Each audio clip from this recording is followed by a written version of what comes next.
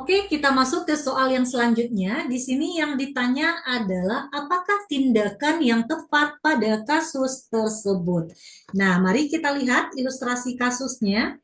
Seorang perempuan usianya itu 23 tahun, anak pertama 7 hari postpartum datang ke PMB dengan keluhan demam sudah 3 hari yang lalu. Kemudian hasil pemeriksaannya KU-nya lemah dengan tekanan darah 100/80, kemudian nadinya 36 kali per menit, pernafasan 20 kali per menit, suhu 38. Kemudian payudara sebelah kiri teraba tegang, keras, terasa panas, dan juga puting susu tenggelam.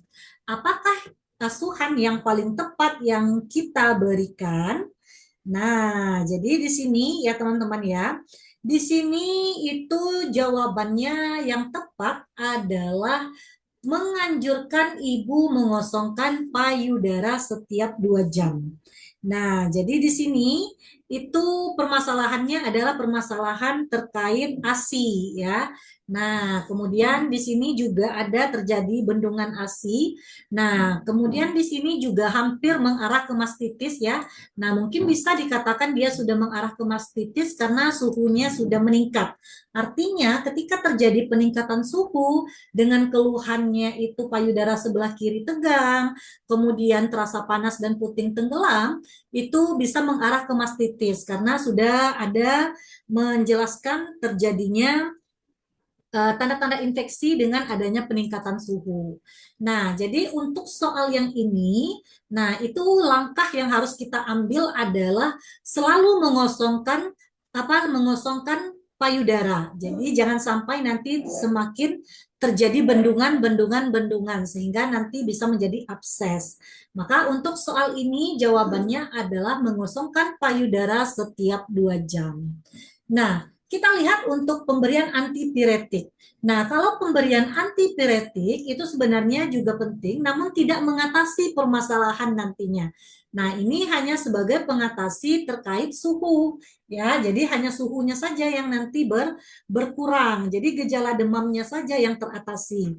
Namun di sini masalah utamanya adalah permasalahan pada payudara. Jadi bukan permasalahan pada demamnya. Jadi demamnya ini hanya sebagai ilustrasi atau gejala tambahan. Nah, makanya belum tepat kita berikan antipiretik saja.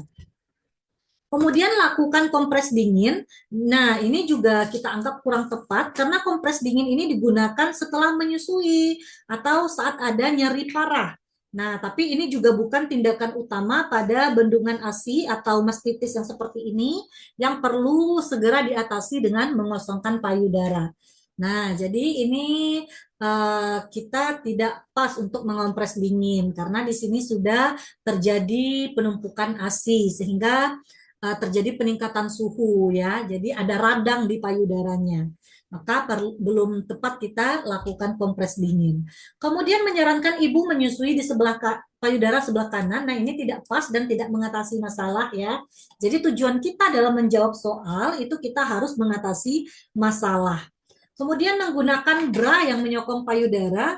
Nah, ini bukan langkah untuk mengatasi bendungan ASI ataupun mastitis. Nah, ini hanya sebagai langkah untuk memberikan kenyamanan kepada ibu. Jadi, menggunakan bra yang menyokong payudara itu bukan upaya untuk mencegah atau mengatasi bendungan ASI maupun mastitis.